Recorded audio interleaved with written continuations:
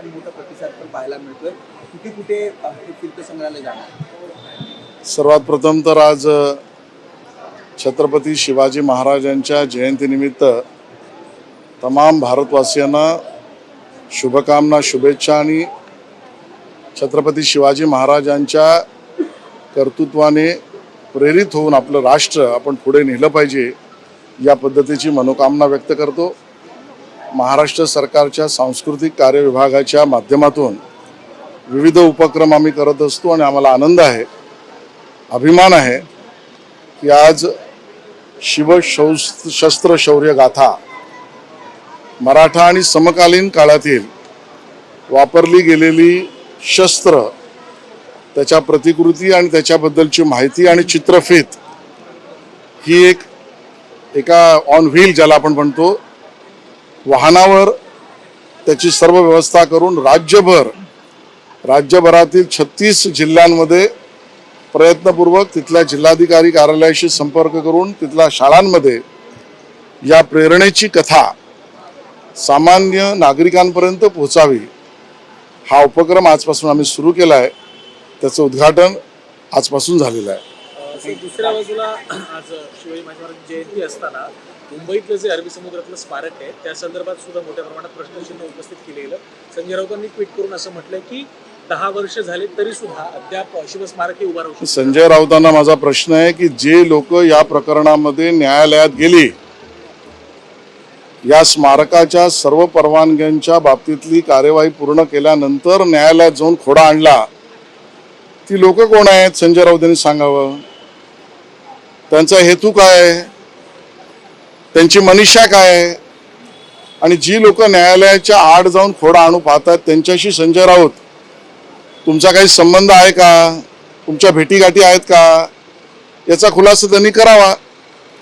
आणि म्हणून या न्यायालयीन प्रक्रियेतून लवकरच आपली सुटका होऊन आपलं हे आंतरराष्ट्रीय स्मारक त्याचं काम प्रत्यक्षात सुरू होईल हे माननीय मुख्यमंत्री महोदयांनी विधानसभेच्या पटलावर सांगितलेलं आहे. ज्या प्रकारे चंद्रपूरमध्ये झाला की तशाच प्रकारे भिवंडीमध्ये उलट पाहायला मिळते. कारण भाजप पक्षाचा एक गट फुटून काँग्रेस सोबत जाते आणि काँग्रेस आणि राष्ट्रवादी काँग्रेस शरदचंद्र पवार पक्ष महापौर उपमहापौर बसवतात. मला संपूर्ण या प्रकरणाची माहिती नाही, पण मी एवढं सांगेन, जो फुटून जातो तो भाजपवाला नाही. जो भाजपच्या विचारांशी प्रामाणिक आहे तोच स्वयंसेवक, तोच कार्यकर्ता. आणि म्हणून नेमका भिवंडीच्या प्रकरणातली मी माहिती घेईन, पण जो सर्वसाधारणतः आमच्या विचाराशी फारकत घेतो तो भाजपचा नाही, तो भाजप फुटीर म्हणता येणार नाही, तो आम्हाला सोडून बेदखल झालेला आहे असं मी म्हणेन. कुठेतरी स्थानिक पातळीवरती स्थानिक नेत्यांमध्ये कुठेतरी समन्वय नव्हता म्हणून हे सगळं घडलं असं देखील आता समोर आलं. मला यातली पूर्ण कल्पना नाही, पण भारतीय जनता पक्षाचे निर्णय सर्व सहमतीने होतात, सगळ्यांना बरोबर घेऊन चर्चा करून होते. व्यक्तिगत लाभ आणि लोभ याला महत्त्व नाही.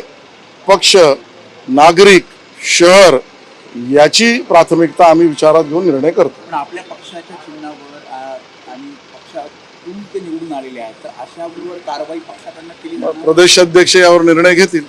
राज्यसभेची निवडणूक कार्यक्रम जाहीर झालेला आहे. महाविकास आघाडीमध्ये शरद पवारांना उमेदवारी देण्यासंदर्भात मतमतांतर पाहायला मिळतात. उद्धव ठाकरे पाठिंबा देतात. काँग्रेसचा एक गट असं म्हणतोय की जर विलीन झाले तर मग काय करायचं?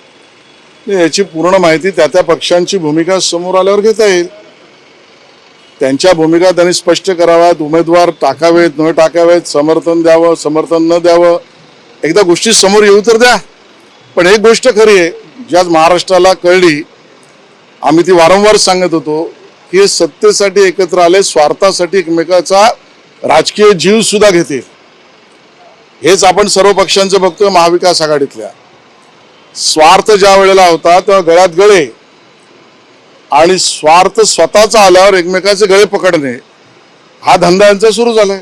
सर काल राज ठाकरेमध्ये एक भेट झाली. खरं तर राज ठाकरे आणि एकनाथ शिंदे यांच्या भेटीमुळे पुन्हा एकदा चर्चांना करत जाणार. काही ठिकाणी नवी समीकरणं सुरू होते. आपण कल्याण डोंबिवलीमध्ये मनसे शिवसेनेसोबत गेले, तशीच काही समीकरणं येत्या दिवसात. त्या दोन्ही नेत्यांची काय चर्चा झाली, कशाला भेटले याची मला माहित नाही. त्याच्यात नेमकं काही ठरलंय का, काही ठरणार आहे का, काही ठरवून झालंय का, का ठरवून कोणाला बाजूला ठेवायचंय म्हणून काही ठराव झालेत का, हे आता त्या दोघांनाच सांगायला लागतील. पण मी एवढंच म्हणेन, दी ग्रेट भेट.